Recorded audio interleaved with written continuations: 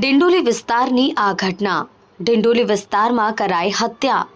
ભૂતકાળમાં કાલુ મર્ડરનો આરોપી ગણેશ વાઘની કરાઈ હત્યા. જૂની અદાવતમાં કરાઈ ગણેશ વાઘની હત્યા.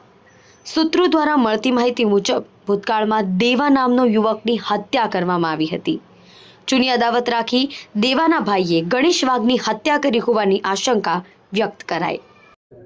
આજરોજ ડિંડોલી પોલીસ સ્ટેશન વિસ્તારમાં જગદંબાનગર સોસાયટીમાં હત્યાનો એક બનાવ બન્યો છે.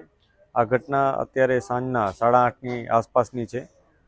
આ ઘટનામાં જે મરણ જનાર છે એનું નામ ગણેશ વાઘ છે.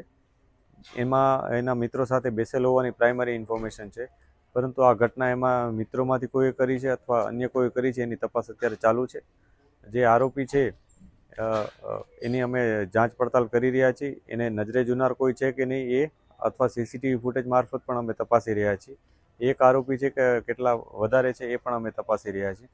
જે પણ માહિતી મળશે એ મુજબ આગળની કાયદેસરની કાર્યવાહી કરવામાં આવશે.